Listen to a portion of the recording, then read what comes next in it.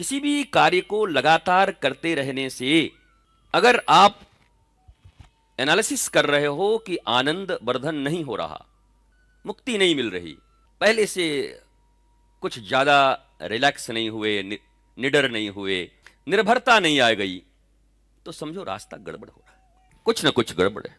और अगर एनालिसिस में आ रहा है कि मैं पहले से ज्यादा अब निडर हो गया, तो भविष्य ठीक है, देखेंगे, अच्छा काम करेंगे, को पास्ट में हुआ क्या करेंगे। अगर ये सब चीजें जीवन में आप पा रहे हो तो चिंता मत करना, सही राह पर हो। लेकिन तनाव और बढ़ रहे हैं, भय और बढ़ रहा है, कंफ्यूजन और बढ़ रहा है, तब आपको विचार करना पड़ेगा। या तो जहां जा रहे हो विद्यालय में गड़बड़ी है, और विद्यालय सही है तो फिर अपने को भी एक बार देख लेना। वैसे चांस तो कम ही है कि खुद को देखोगे। नाचे ना आवे तो अंगन में टेढ़, कौन मानता है कि मुझ में खोट है। एक कबीर के सिवा बुरा जो देखन में चला, बुरा न मिलिया कोई, और जो दिल ढूंढो आपनो तो मुझसे बुरो न कोई। कौन मानता है। ये तो हम पढ़ते भी हैं तो दूसरे को बताने के लिए, अपने लिए कभी नहीं पढ़ते इसको। जब किसी से लड़ाई चल रहा है और कोई कुछ कर रहा है या आपकी बुराई, सुना भाई हम तो एक चीज जाना थी का, बोला बुरा जो देखा अपनों को देखा थोड़ा। ये पढ़ता भी है तो सेल्फ नॉलेज के लिए नहीं पढ़ता, अपने को रेक्टिफाई करने के लिए नहीं पढ़ता, अपने को करेक्ट करने के लिए नहीं पढ़ता, किसी और को उलाहना देने के लिए। अर्थात जितने भी धर्म शास्त्र में श्लोक हैं, चौपाइयां हैं, सूत्र हैं, सूक्तियां हैं, उन सब का प्रयोग निज जीवन के लिए नहीं है, बल्कि उनका भी प्रयोग अपने अहंकार के वर्धन के लिए है, अपने दोषों को छिपाने के लिए है, और अपनी झूठी श्रेष्ठता को साबित करने के लिए। अब बताओ, शास्त्र श्लोक ये सब छुरी की धार हैं, गर्दन भी कट जाएंगे और आलू भी अमनिया हो जाएगा। अब तुम जो चीज काम करना चाहो इससे, उस ब्लेड से सुश्रुत को जानकर कोई सर्जरी भी कर सकता है किसी को बचाने के लिए, और कोई किसी को खत्म भी कर सकता है, गला उड़ा सकता है किसी का। बस ब्लेड वही है। कभी कभी शास्त्र के ज्ञान सो कॉल्ड मनुष्य के अपने ही मृत्यु का कारण बन जाते हैं, रावण इत्यादि की तरह। ये सब बड़े विद्वान लोग थे, विद्वान मतलब एकेडमिक क्वालिफाइड थे।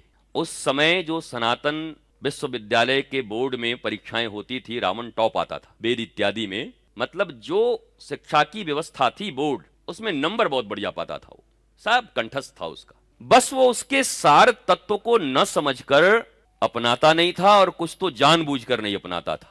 जानबूझकर इसलिए कह रहा हूं कि बीच में एक बार रावण ने कहा कि मुझे सब पता है, भगवान है, मारेगा मेरे को। दुर्योधन से पूछा किसी ने, अच्छा सच सच बताओ यार, तुम भी द्रोणाचार्य से पढ़े हो, हम भी उन्हीं से पढ़े हैं, तो तुम्हारी बुद्धिया में कुछ नहीं आया क्या?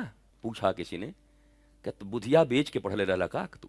तो दुर्योधन ने कहा, मैं जानता हूं धर्म क्या है, मैं ये भी जानता हूं अधर्म क्या है, पर क्या करूं, इंद्रियों पर नियंत्रण न होने के कारण, बुद्धि के ऊपर विवेक न होने के कारण, और गुरु के प्रति अगाध श्रद्धा नहीं होने के कारण धर्म जानता हूं पर धर्म में मेरी प्रवृत्ति नहीं, और अधर्म भी जानता हूं पर अधर्म से मेरी निवृत्ति नहीं। He knows everything। दुर्योधन सब जानता था, धर्म क्या है, अधर्म क्या है, अपने भाइयों की संपत्ति छीनना ठीक नहीं है, भरी सभा में अपने ही घर की बहू बेटी को ठीक नहीं है, लेकिन फिर भी वो कर रहा है। वो जान रहा है श्री कृष्ण साक्षात परमात्मा है, और फिर भी जब अपना विराट रूप दिखाए तो बोला, अच्छा बहुरूपिया हमको रूप दिखाता है, कैद करो इसको, बंद करो। तो दुर्योधन ने कहा, ऐसी बात नहीं कि मैं नहीं जानता, मैं जानता हूं। बोला फिर? बोला मेरी संगति इतनी गड़बड़ हो गई। दुर्योधन ने संग के विषय में कहा है, ध्यान देना, मेरी संगति इतनी गड़बड़ हो गई। बोला संगति काहे की? युधिष्ठिर भी, भीम भी, अर्जुन भी, नकुल, सहदेव, तुम, दुशासन, विकर्ण, ये जितने भी सब एक ही साथ तो पढ़े हो, तो इसमें किसकी संगति गड़बड़ थी? और दुर्योधन ने जो बात कहा है बहुत बड़ी बात है। दुर्योधन ने कहा कि मैं अपने पिता की संगति में, और पिता के कारण आंखों पर पट्टी बांध ली मेरी मां की संगति में, और बचा खुचा मेरी मां के घर से आया हुआ मेरा मामा, इन लोगों की संगति ने मुझे युधिष्ठिर भैया की तरह सत्यवादी नहीं बनने दिया, मुझे अर्जुन की तरह कृष्ण प्रेमी नहीं बनने दिया, मुझे सहदेव की तरह ज्ञानी पंडित नहीं बनने दिया, मुझे भीम की तरह महात्मा नहीं बनने दिया। दुर्योधन ने केवल और केवल संग को कारण माना। अर्जुन, भीम, नकुल, सहदेव जब आते तो मां कुंता, उनको गुरुदेव ने क्या सिखाया? सुनो ऐसे करना है, विवेकानंद ने जापान की एक बड़ी सुंदर स्मृति लिखी है। वो बैठकर ऐसे ही जैसे योगा होता है, ध्यान होता है, तो योग ध्यान कर रहे थे और साथ में बहुत सारे फॉरेनर्स बैठे हुए थे और आंधी आ गई, तूफान। तो बाकी तो 9 2 11 हुए, जाते जाते अरे उठो मरोगे। विवेकानंद ने कुछ देखा ही नहीं, मौज में बैठे थे। भयंकर आंधी आई। आपको जानकर आश्चर्य होगा, जो लोग जहां भागे थे उसमें घायल हो गए गिर के, उसका टीन ऊन गिर गया और विवेकानंद जहां बैठे थे शांत बैठे रह गए। जब वापस आए बोला विवेकानंद ये क्या हुआ? तो विवेकानंद ने वही कहा, वही हुआ जो मीरा के साथ हुआ। विष बनाने वाला वैद्य तो सूंघ कर मर गया, पर वो विष पीकर के भी मीरा का बाल बांका नहीं हुआ, क्योंकि मैं पूर्णतः उनके ध्यान में था। यहां इतने विचलित चित्त वाले लोग हैं कि 24 घंटे में आधे घंटे का सत्संग होता है और नॉटी स्टूडेंट्स की तरह वो जिस समय कोई अच्छा क्लास हो रहा है उसको 5 बार ये लगेगा, सर जा नहीं बैठ के पढ़ो, पैंट में हो जाएगा सर, जा निकल जा।